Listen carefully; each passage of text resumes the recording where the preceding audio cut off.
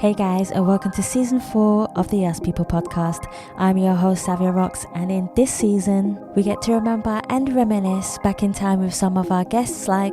Hey, we are Entity, and you're listening to the Us People podcast with Savia Rocks. Hey, my name is Stephen Ridley, and you're listening to the Us People podcast with the lovely Savia Rocks, keeping it positive. Hi, my name is James Green. I'm a TV presenter, sports reporter and journalist. Hi, this is Joy Langley, and I'm the author of Navigating Stress. Hey, this is Travis Glossop. I am a creative radio producer for Kiss FM, and you're listening to the Us People podcast with Savia Rocks. We highlight the strengths of our cultures, talking about diversity and inclusion, and speaking out loud and proud about who we are. I was never that good. I was determined. I had a love for the sport, and that always fueled me. But arriving into London and kind of growing up in a really difficult situation, trying to kind of make sense of my life with with at home and not being accepted by the people around me, because there was, in the 60s, there was tremendous racism growing up in London. It's great. I'm glad, because I'll be honest, I didn't really work that hard at uni, so it was good to leave uni and really get on it, really because I also, as a person, I think I value productivity. A lot of people live to work. I think I am one of the work to live guys, but because my work is amazing, that's all right with me. So as a person, I go to bed happy when I've had a productive day. We've also saved the best till last by honouring another artist and showcasing their talent as our new theme song, with none other than your host, Savia Rocks, featuring in their song. So guys, enjoy, stay creative, and as always, please continue to be kind to one another. Let's go.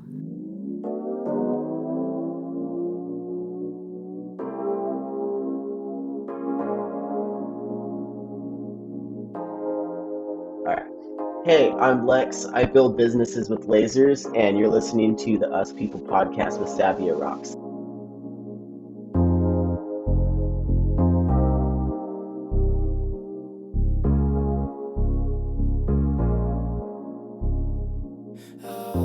Peace of mind. Gotta keep my energy and peace of mind. I protect my energy and peace of mind. Hey guys, welcome to another episode of the Yes People podcast. I'm your host Savia Rocks, and today I have the beautiful Lex here with me, who is the owner of Keychain Collective. Lex, thank you so much for coming on the Yes People podcast. How are you? I'm good, doing good. Thank you. I like it. You're relaxed. I like this. This is cool. So Lex, my first question for you is, could you tell me about yourself and your background of where you grew up and how that influenced you to be the person who you are today? I grew up in a small town called Yucaipa in Southern California. It's a small town right below the mountains, which is pretty nice. We're super close to Big Bear, and we have mountains right next to us. We have the beach right next to us. Snow, everything is about an hour away, so it's been really cool growing up here. That sounds pretty cool. So let's talk more about you. I would love to get to know Lex more. Lex, can you define yourself as a person, but also who you see when you look in the mirror? But on the flip side of that question, has there ever been a time when you have looked in a mirror and not recognized the person staring back at you? How did you manage to go from one transition to the next of being the person that you want to be? If I were to describe myself, I'm a father to 2 boys. I'm a husband, business owner, entrepreneur, someone that's just always trying to learn, do more, give more. I try to do my best with, showing gratitude and growing more as a person daily. No, that sounds definitely cool. Has there ever been a time, how has it been for you? Have you ever looked in the mirror and not really recognized who you are? Or has life been tough on you at times where you thought to yourself, should you keep going? No, I wouldn't say that there's ever been a time where I don't really recognize myself in the mirror. I do have conversations the needed conversations as I grow more as a person. So I think it's great to reevaluate yourself through the mirror and, take an audit on self as well. I do that often.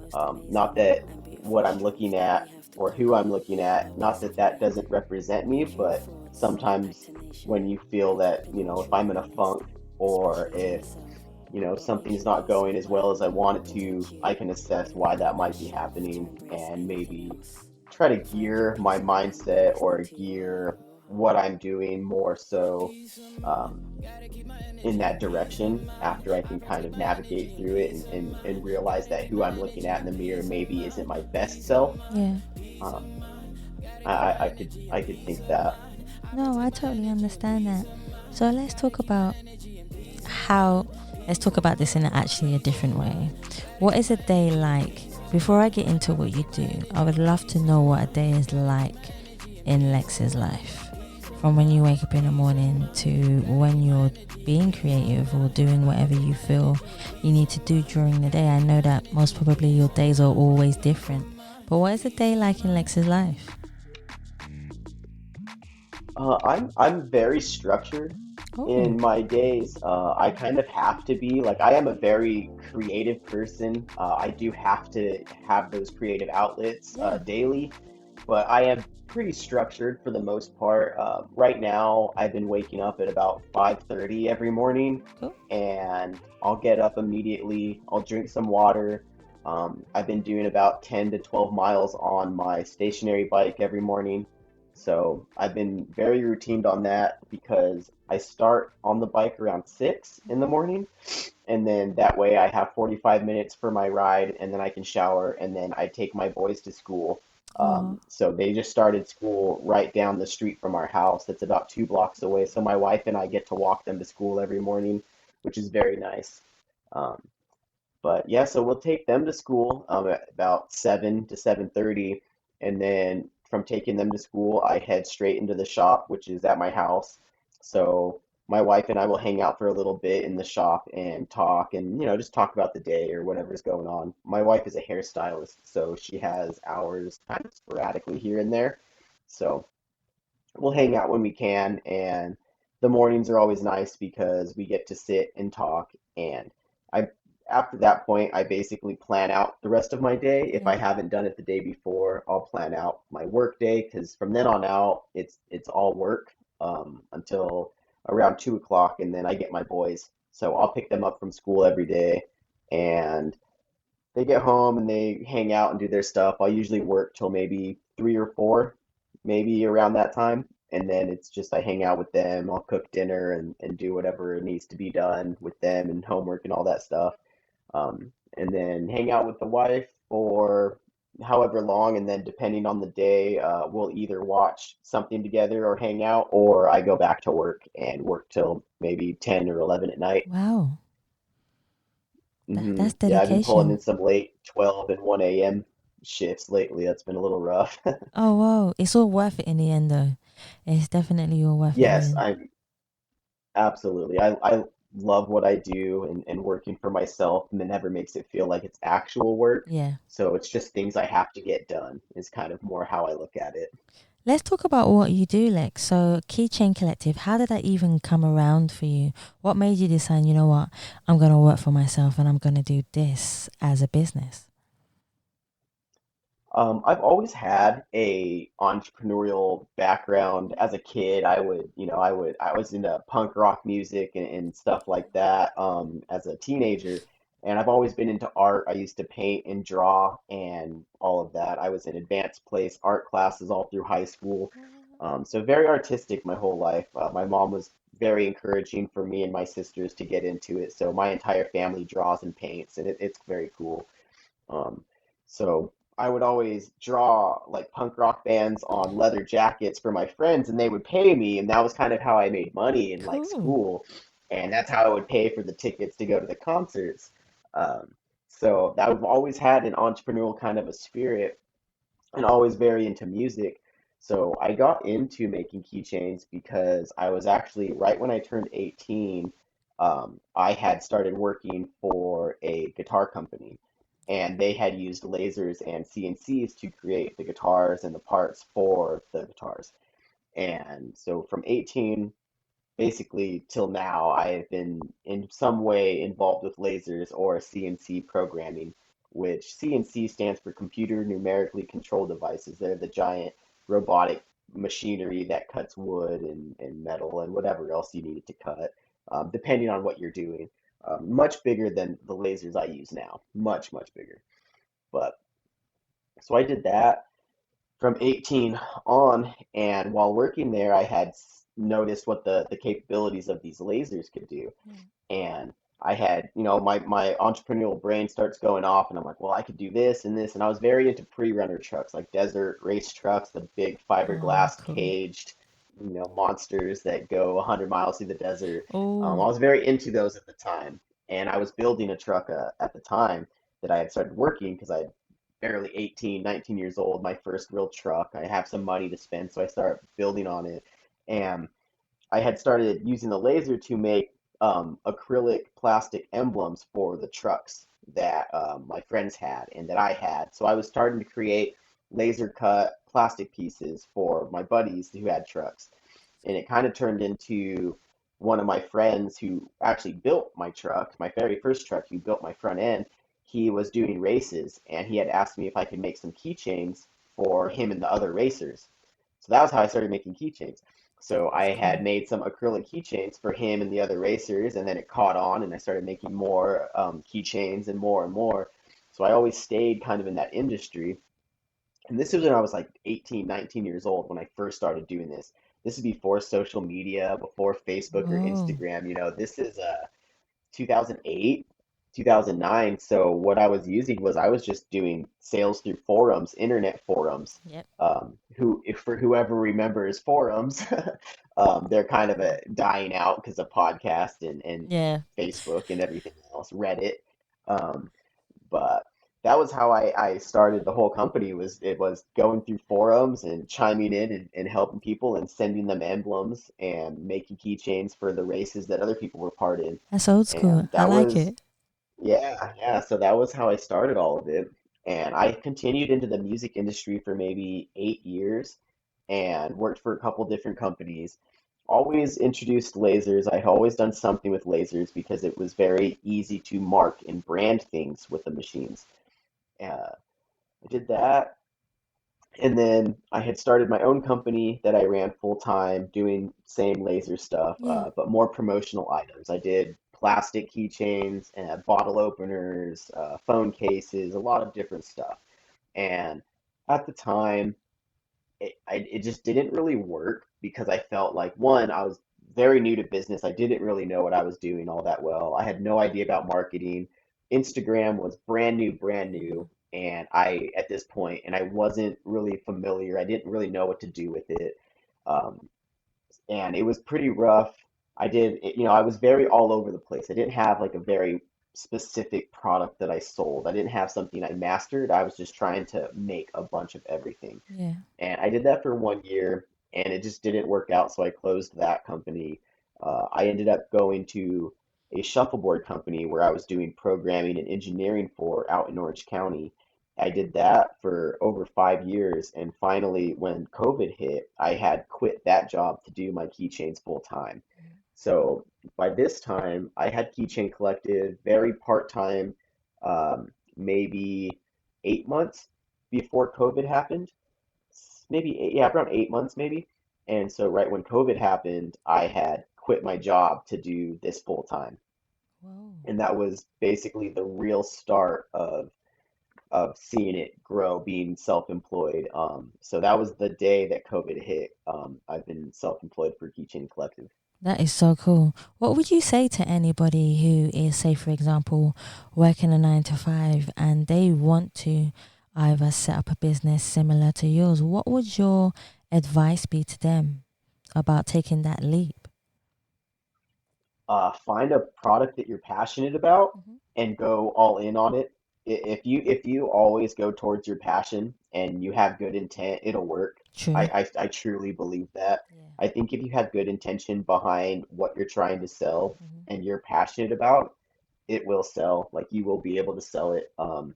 especially like something like me, I'm in the middle of trying to create a coaching group for people specifically to get involved with lasers and start side hustles and create businesses with these machines.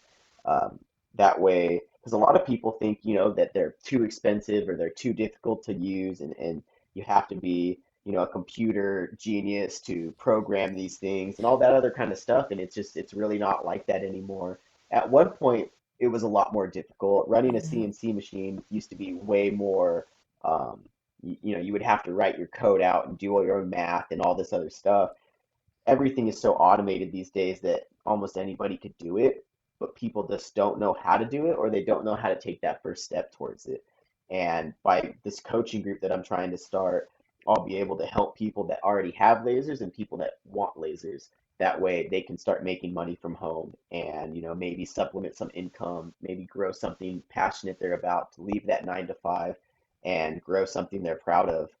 I like that. That sounds, guys, I'm going to keep in touch with Lex for that, because I think that's definitely something anybody who wants to start a business, especially anything similar to Lex, you should go in this course. So Lex, I'm going to stay in contact with you for that, most definitely.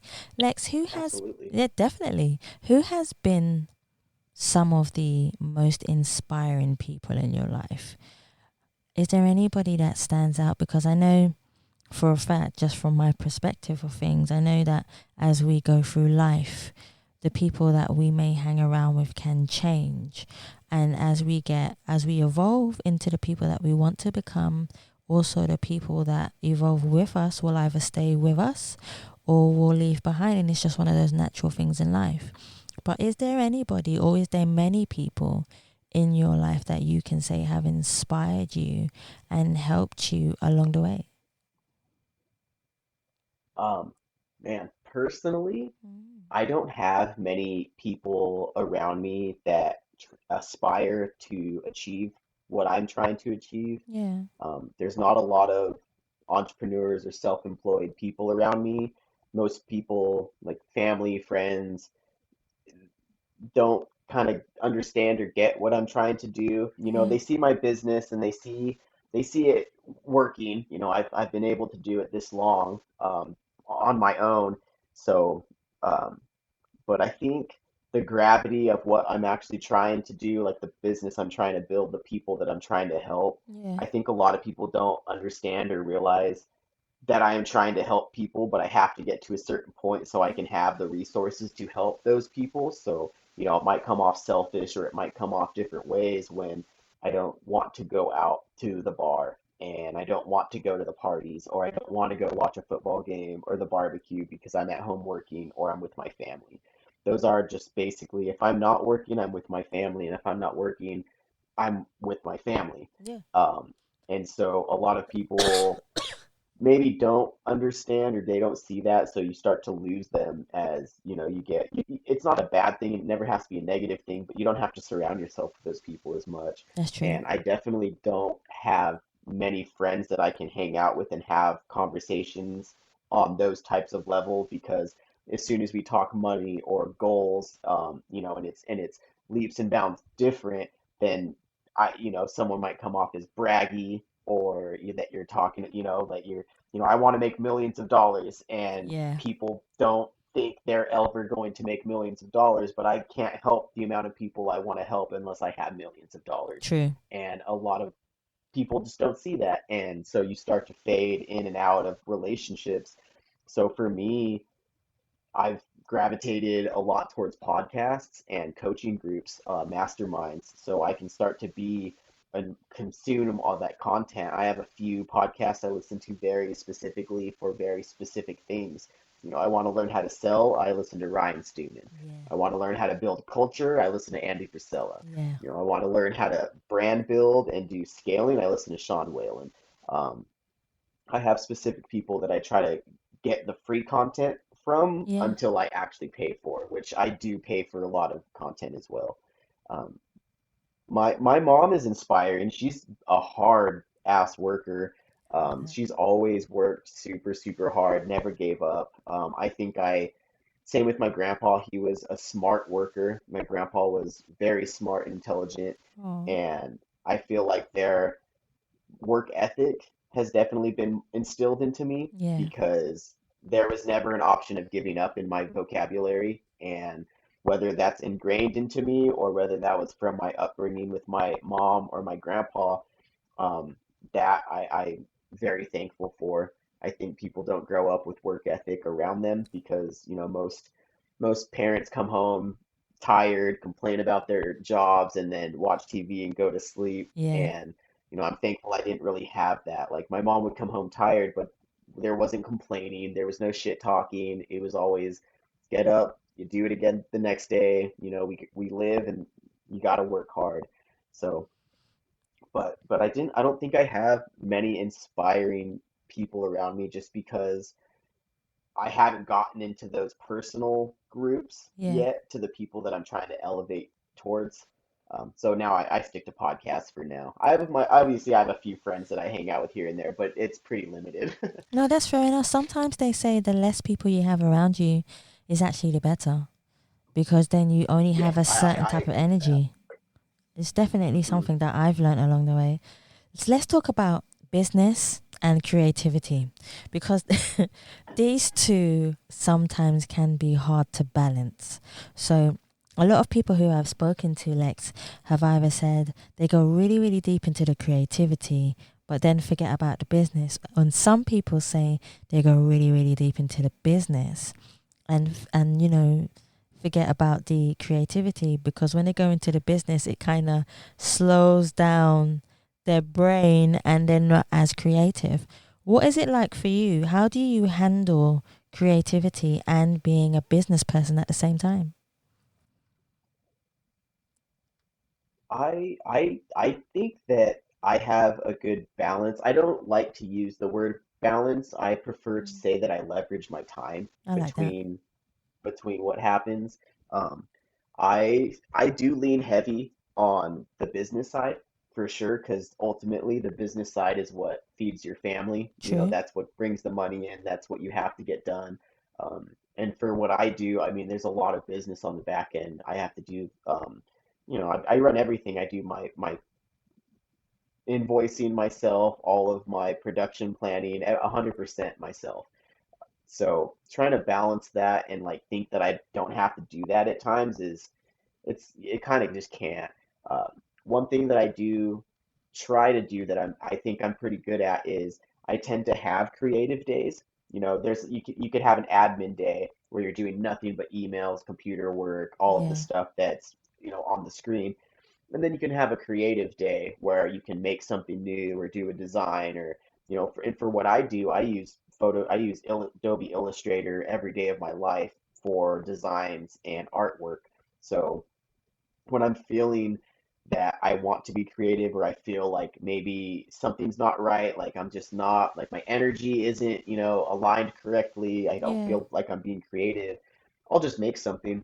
Sometimes like I wasn't feeling, I was kind of feeling down. I wanted to make something, so I designed these really nice leather air tags, something that I can kind of do, or I'll make a new logo for something, or try to do something creative that's not entirely business. Yeah. But when you're self-employed, kind of everything you do ties into business True. unless it's just that far away from it. But my company specifically, I make keychains. I'm revolved around lasers, design work, tattoo artists, race car guys. Like I'm around all the industries that I'm very passionate and into myself. So my business is very easy to be creative into. But, if I was starting an accounting firm or Yeah. something like that, it might be a little bit harder to balance a creativity mindset. So that is really when you would have to dedicate time as a hobby, or, you want to build that car or motorcycle or go surfing or do any of those things that are on the creative side when you can. I'm thankful and fortunate that my company, because of what I do, rolls very well into the creative side of my life. Yeah, I totally love that. But that's something quite unique as well, because my next question actually ties into this one. So, if I was a client or a customer and I came up to you, Lex, what are some good questions to ask people like yourself about what you do and how you do it and how you express yourself in doing it. Because if someone was going to yourself or even another client, what are some good questions to ask about your product and how you do it? Most of the questions I really get are like the durability, Yeah, because I offer wood keychains as well as leather keychains, and which I are just started awesome. offering plastic keychains. Yeah, so most of the questions that I personally get, it's a lot of and because I'm a smaller business, people know that I run my machines out of my house. I get a lot of questions about asking about the background of the company because it's still very small. Um, so it's nice to still get those kinds of questions in, but the oh, sorry, we can edit that part out. But Yeah. yeah, so Oh, questions that clients would give me are mainly the quality of everything. But I'm a wholesaler also, yeah. so when my clients approach me, they're mainly, what's the best price point, what's the lead time, and what are my options. It doesn't go too much into that, mostly because it's a very simple process I've created. So a client would send me their logo, and then I edit it to fit onto the keychain, and I do everything on the computer, and then I would send them a mock-up for approval. So once they see their logo on the keychain in the layout that I've created, they say yes or no. And depending on that answer is whether it goes into production or whether I make any revisions to that mock-up. Yeah. But once it's approved, then it's basically just what colors do you want or what kind of wood is it. And I always take content of the video of the lasers cutting them and the pictures and things like that as well. So I like to keep my clients very up to date with the content that's getting made. That sounds pretty cool. One thing I don't know if you would agree with me, but I always find that people who have smaller companies, there's a certain love that they give their product that a larger Oh yeah. corporation doesn't. And then sometimes you can definitely see the quality difference in that.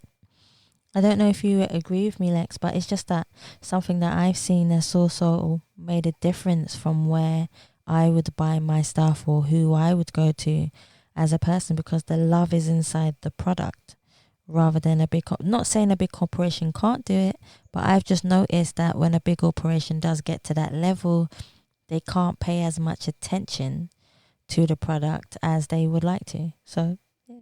Oh, 100%. I completely agree with that. So yeah, I can't wait for you to get big though. Most definitely. Yeah. Oh, I'm excited as well. yeah, me too. Definitely. So let's talk about, when was the last time you felt totally at peace with yourself in what you do, but also just in life in general? Has there been any moments that stand out for you where peace has come to you and you think, you know what, this is a moment I'm gonna savor? Honestly, I think I'm a very peaceful person. I I can think I'm a feel very that. at peace kind Mm. of a guy. I think I'm like I do a lot of meditation stuff. I do a lot of I sit and I think and I do the cold showers and I work very Ah, hard on my energy and I do manifestation type of stuff. I love all of that and being enlightened and being into those grooves. I almost try to rebalance my energy or my peace daily. So I really do think that I'm always at peace. I mean, I get stressed out. I'm a business owner, a small business aw, owner. It's small, but it's still stressful. Especially this year itself has been just very stressful with the growing pains and the scaling, and I got a hiring and things like that. So it's but even still, the stress doesn't make me less at peace. It just kind of clouds it for a second until I kind yeah. of recenter and figure it out. I can't think of a time that I was very at peace. I mean, there's been times in the business which, this last 3 years have been very big in my growing. I'm not the same guy I was 3 years ago for Yeah. sure. Um, so in all of that growing, I mean, there's times where I've hit milestones that are like emotional to where that's a definite like more peaceful kind of a time where I feel, I set a goal, I made a goal, I crushed a goal. All of those kinds of things have been very peaceful to me. It's been crazy to see just how it's kind of gone through, and with the company being basically my life the last few years, I can't, that's really how the peace and the stress have kind of Yeah, coincided with all of it. I know how that feels. I definitely know how that feels. What is some of the Yeah. best advice that you have ever received, Lex? Is there anybody that's given you, and I'm sure there's many, but is there anything that ever stands out to you where you can say, this advice really helped me, or this advice made me think, or is there anybody that gave you good advice in your life that you carry with you? Um, there's this one memory, this one time that I have from my very first boss at the guitar company. And I don't know if it's, some could see it as a negative thing, and I definitely saw it as a negative when it happened. Mm-hmm. But what my old boss had said to me was so, at the time, I didn't like. Now I can actually look on it and realize how often I think about those things. And this one always comes to mind because at one point I was maybe 19 or 20 at the time, and I was basically running a lot of his company at this young age. I had a couple guys underneath me. I was doing the guitar pickups and holding on to production, just crushing it in this guy's company. And this is total just arrogant, thinking I know everything kind of, 20-year-old kid. Oh. Um, and I remember him and I getting into an argument. I'm pretty sure I was asking for more money or something like that. And I remember him telling me, he said to me, Alex, he said, "You're smart, but don't ever think you're as smart as you think you are." I think I butchered it, but it was something along those lines of you're not as smart as you always think that you are. Yeah. And for me, I like to think that I am intelligent. I like to pick up things. I'm a quick learner. So for me to do as much as I thought that I was doing, and then to be kind of get knocked back down to reality and be told something like that, it's always stuck with me, and it always brings me back to where if I'm trying to achieve or I'm trying to do something or build something, my way might not always be the right way. And it's always helped me to learn and listen to other people as well. Like, trying to do something or even learning from other coaches, learning from people who have done what Yeah. I'm trying to achieve. If I didn't have the mentality that I don't know everything that I know, I would never be willing to listen to somebody else or be willing to take that coaching or be willing to expand my mind to try to understand different concepts. And like I said, these last few years of really opening up my just everything to everything. I still come back to him telling me that. See, I can't wait for you to be a coach because I have a feeling that you're going to get a reflection of you. Maybe there might be that kid who done a similar thing, who will do a similar thing, and now you can pass that advice on to them, which is going to be so cool to actually see that. So I'm going to look forward to you telling me, you know what, Savia? Yeah, they got through. I like that. So, Yeah. so I always say that music has such an empowering and inspiring energy upon us. So my question for you, Alex, is there a song in your life that you would say is the soundtrack to your life? And what song would it be and why, if you could pick one?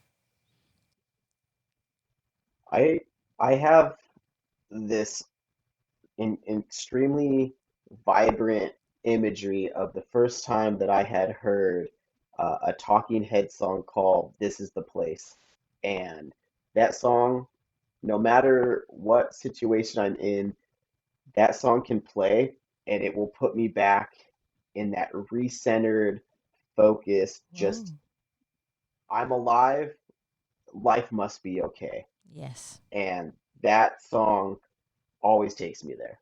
I've been around music my entire life. My grandpa played music. I instantly went into the music industry when I was 18. for 8 years. I'm still around music all the time. And, I agree completely. I think music and it has such a important spot in everyone's life. And I think everyone either has or needs to have at least that one song that just recenters. That's definitely true.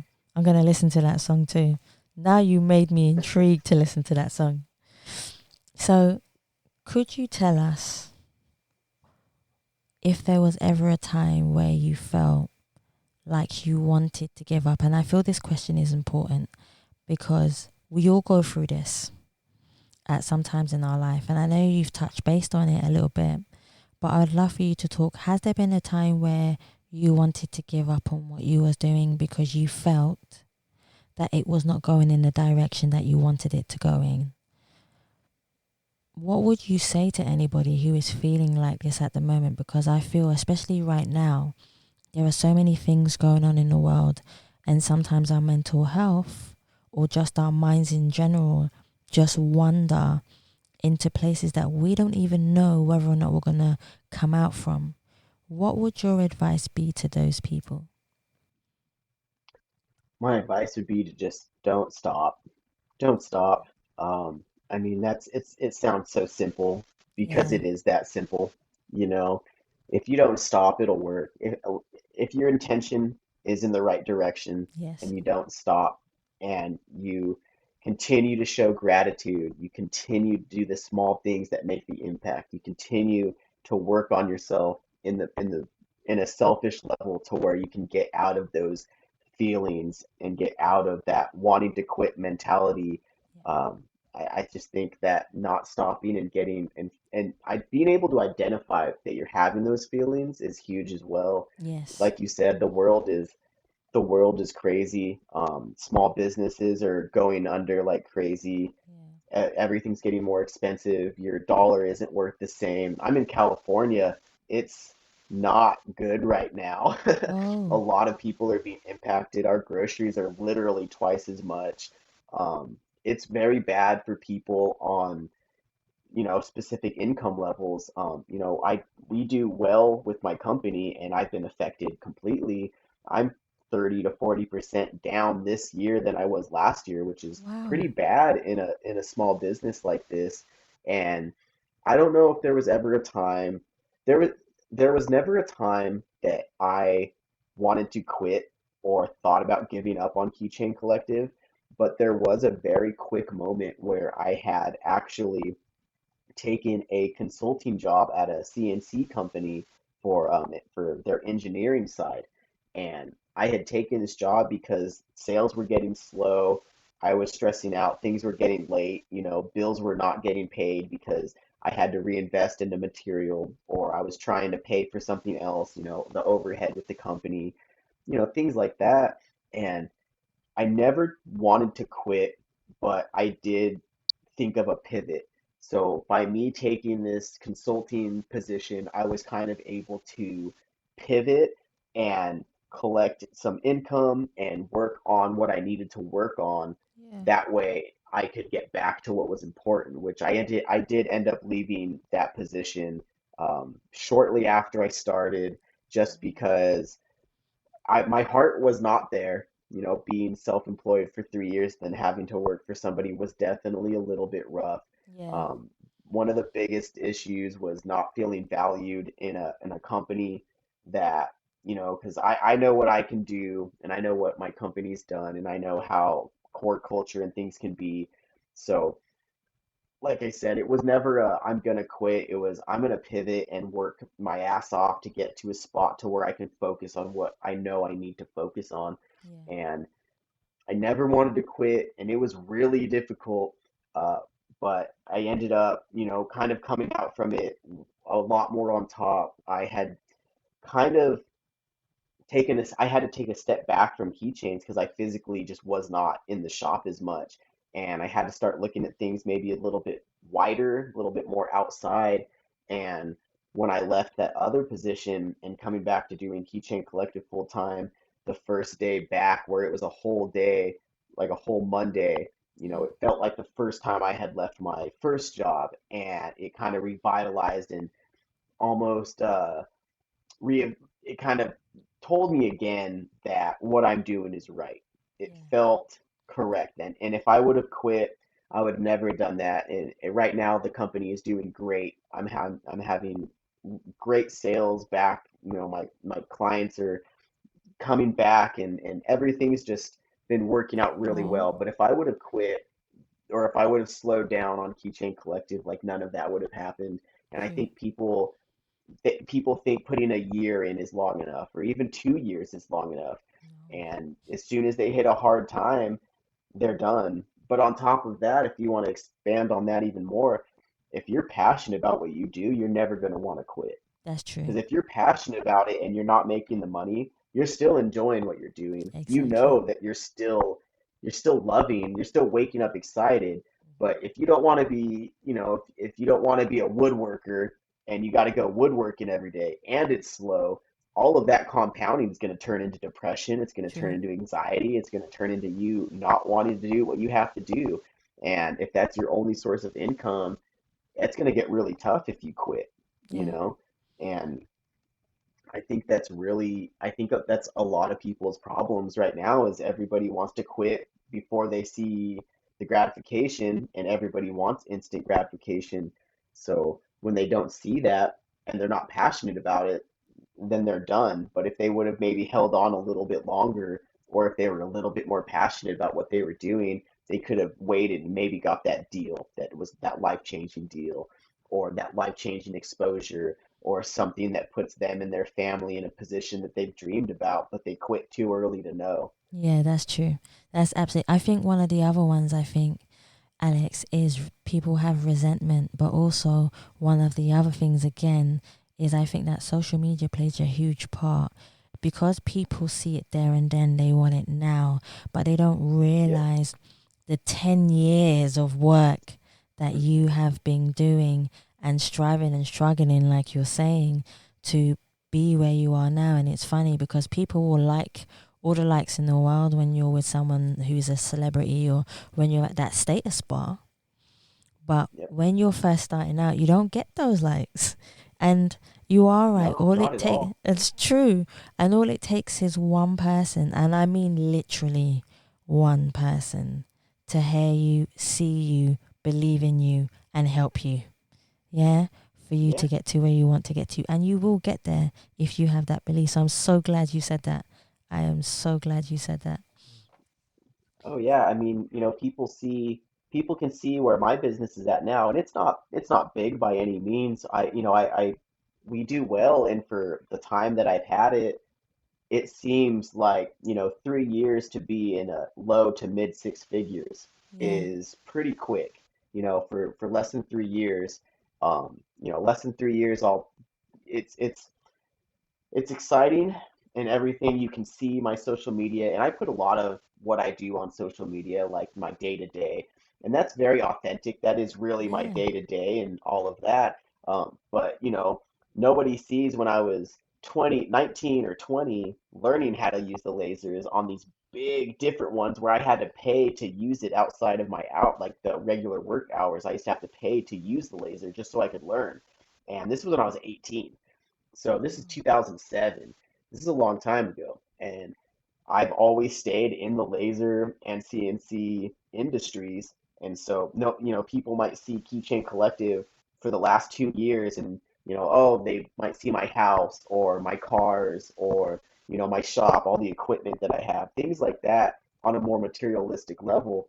But nobody sees when I was 19 on a forum trying to sell an emblem that I made with the laser before there was social media, or driving, the commuting I used to have to do and then do keychains on the side. When I first started doing this, I was driving to Orange County daily, and I would be working till 11 at night on keychains, and then I'd have to wake up at 3 in the morning just to drive to my day job. Wow. And then come home, and I had 2 boys and my wife, and it was very difficult. None of that was really on social media because that was the very beginning of all of it. But even still, people see people see what on social media, and they don't realize how many hours, they don't realize the time, the all of the stuff I've missed, the kids' parties, the other family events that I missed, so I can continue to work and continue to build on this. And the other on top of that as well, people see social media and they're like, oh, this guy's got a new car, or this person is doing this, but they're just working their 9 to 5 and then going home and watching Netflix all day, waking Yeah. up and doing it the next day, and then complaining about it. And so it puts a bad connotation on the people who are, actively working towards those goals. People don't want to put in the work. And if they do, they quit too early. So you have those two giant factors that are probably the biggest reasons for such a low success in the entrepreneur world right now. That's I think true. it's like a 3%. I think it's Yeah. 3% of everyone every entrepreneur is successful with a business that lasts longer than 2 years. Most businesses don't last 1 to 2 years right now. And it's because everybody quits. I think they see everyone else on social media and their new Lamborghinis and Ferraris and whatever else, and they think, oh, I want that. I should have that in 6 months if I work hard enough. But they don't know that guy spent 10 years Yep. building something, 15 years to get the assets able to put those investments away to where you have a passive income that are paying for those vehicles, because nobody wants to dive into it and nobody wants to put the work in. So then as soon as they put the 6 months in, they want to quit. And that's just, I mean, that's a whole testament to society these days too, in America. But um, that's how it is. I remember one guy was saying on social media, actually, I was just randomly going through, and he said it took him 7 years to get to at least a standard level where he felt like he was actually getting somewhere. And Yeah, I believe it. so I was like, Yeah, that is, yeah. if you ever listen to Andy Priscilla, he talks. He didn't make any money, I think, the first 7 years of business, See? and he never stopped. He never stopped. He kept doing it. If something didn't work, he figured out how to switch it and build culture that way. And this is how to talk to employees. This is how to not talk to employees. I like And this is how you build together, and this is how you don't build together. And he's been building this his crazy business, and he's going to be a billionaire. See? And it's just, he's wiping out Nike right now, and it's insane. Whoa. Yeah, it's crazy. Oh man. So Alex, I've only got two more for you, and my second to last one actually lets me know a lot about someone just from the question itself, but I get some really brilliant answers. So my question is, when you feel, and only when you feel, like you have done enough in the world, what do you believe you would like your legacy to be, and how you would like people to see you or view you when you decide that you've had enough and you feel like you're done? I think I would like to be remembered as somebody that was able to help others improve their lives. Yeah.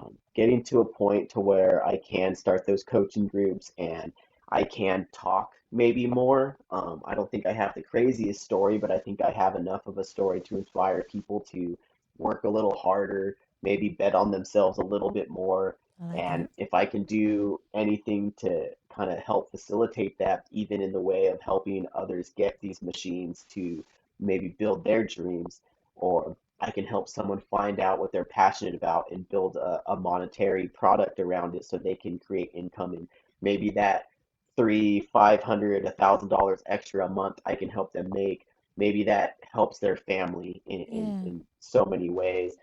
And I would like to be remembered as someone that was able to do that for others and really use what I've learned through this time to help other people get there maybe quicker. Um, um, yeah, I mean, I plan to have quite a few companies. Keychain Collective will probably be the biggest one that I I like that. hope to give to my kids one day, or however that pans out. I do plan on creating businesses so I can sell them, and use that money to help invest into other things that I can help other people with, mainly growing the coaching and being able to even in-house finance or supply equipment to those who maybe can't get it on their own or don't have the money to start, but they have a good idea. I'd like to be in a spot to where I can help them even on the financial side of that, because I never had help. Yeah. No one ever gave me a dime for anything ever. So getting my machines and getting my stuff, I'm no loans. I'm completely bootstrapped. Everything is 100% myself. And I know that if someone would have been like, hey, here's $1,000 or here's $2,000 for anything, they could have been life-changing for me. It could have been, taking years off of my growth for knowledge or being able to get to where I can live a comfortable life. And if I can do that for even one person or, multiple people, I would like to be remembered to be something like that. Obviously, I want to be remembered as a father and a husband, and I cherish that, and I'm very prideful on my family and my wife and my boys. And I know that I leave an impact on them daily. I know that I am doing everything I can for their lives, and I would just like the scope of it to be that I helped more than my family, because every man is supposed to do what they can and provide for their family. That's what you have to do. That's what you do. So being able to do that and provide help and teach others outside of that is what I would prefer to be, not prefer, but I would like to be remembered for those. Those are some awesome things to be remembered. Right. So I'm definitely with you on that one. Lex, my final question for you, and this is where I want you to tell everyone where they can find you, if they would like to get in contact with you, if they want to see your business, if they want to ask you any questions, where can they find you? So my website is just www.keychaincollective.com. I have all my products are mainly on that. I'm most active on my Instagram, which is at keychain.collective_, as well as my personal page is at KC__LEX. And if anyone has any questions on starting a company with a laser, or want to get involved with the laser, or branding, or any of the things that we talked about, you can shoot me a DM on either of those accounts, and it'll be me answering. I like that, Lex. This is where I have the utmost gratitude and humbleness to say thank you so much for coming on the show, for talking about what you do, being open and honest. But more than ever, your calmness is absolutely amazing. I love it. It's so cool. Thank you so much. Yeah, thank you. I'm super glad you asked me to do this. Yeah, most definitely. So am I. Guys, I want to thank you so much for listening to the Us People podcast. And please remember, you can subscribe and leave us a review on Spotify, iTunes, Google Play, and any other platform that you prefer listening to. Please also follow us on Facebook, Instagram, and Twitter, and you can also donate to the Us People podcast by simply going to the Savia Rocks website or just typing in paypal.me/Us People podcast. Guys, thank you so much for listening. Stay happy, stay positive, and as always, please continue to be kind to one another. I need a solution. Yeah, I'm done. I'm done with her. Yeah, I'm done. I'm done with confusion. Yeah, I'm done.